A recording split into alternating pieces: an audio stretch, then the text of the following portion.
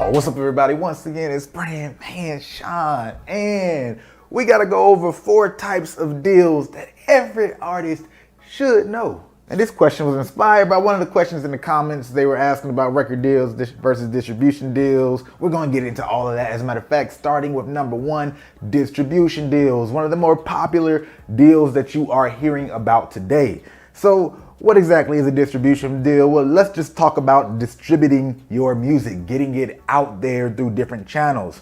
That's Apple Music, Spotify, Target, the radio. Those are different routes of getting your music out there. So what distribution deals really handle is really getting your music out there, right? And helping promote that music. When you think about a distribution deal, traditionally, it's also known as a P&D, pressing and distribution deal. So if you can recall back in them days where people really listened to CDs, they were pressing CDs, distributing those out to the retail stores. Well, now we have digital, so even though you can use TuneCore and some of these other people to distribute your music, that's why they're called distributors, these distribution deals still entail those, but you still get the benefits of retail and radio like I mentioned before. But it can also cover additional types of promotion, right? Like posters and even videos of some sorts. Now, what are the cons of distribution deals? If you're somebody who's looking for a lot of money up front, distribution deals rarely have money for you up front. There is no cash advance, which means a distribution deal is pretty much useless to somebody who does not already have some sense of an established fan base and also a well-planned strategy to promote that music and get it out to that fan base. Now, there are quite a few artists who are signing distribution deals earlier, and the landscape is changing, so I'm not saying it's completely 100% useless for you, but it's not going to be a game changer like you might think. Not immediately, at least. Now, number 2, the traditional record deals. The traditional major label deals that so many artists think about and so many artists have dreamed about are actually broken down like this. 1, you oftentimes do not maintain your masters. 2, you are given a nice cash advance and they try to boost your presence up out of the gate, but you don't really see those kind of deals these days with the artist that is, just straight from the dirt. But with all that being said, they give you all that money, they want that money back. That money is not yours to have, it is a loan. Major labels in terms of these deals should be looked at as a bank. They want their money back, and that's why they get some royalties. That's why they also look to have masters oftentimes,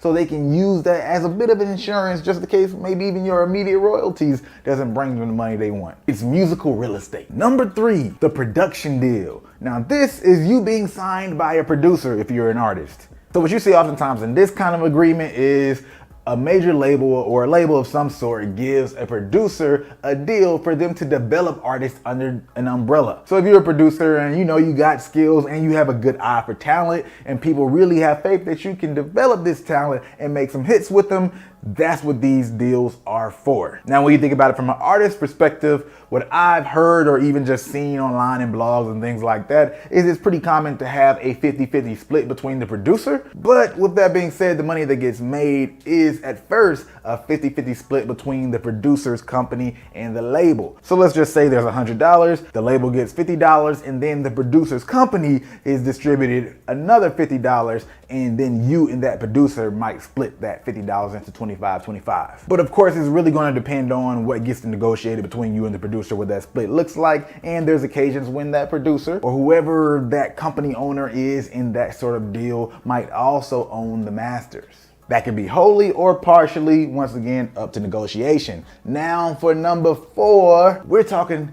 360 deals.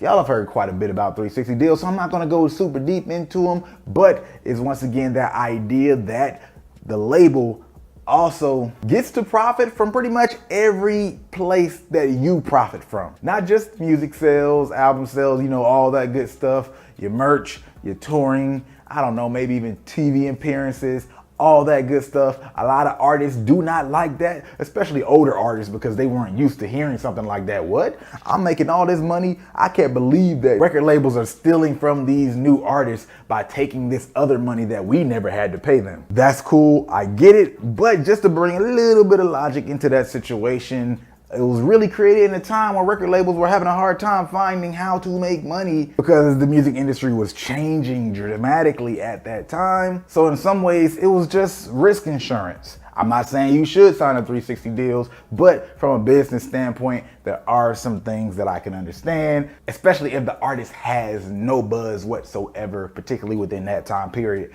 I think 360 deals will continue to evolve, actually not evolve, really kind of go extinct, because as the industry evolves and people are coming up with more innovative ways, right? These boutique labels, these marketing labels, all these other types of business models is not going to be as necessary. And just to be frank, it's had a bad rep. 360 deals have a bad brand. So even if people would like to get a 360 deal, they might not, just because there's a negative connotation and they feel like they shouldn't. So they're just gonna have to rebrand the product, just like they did with those variable rate mortgages that kind of helped cause the recession.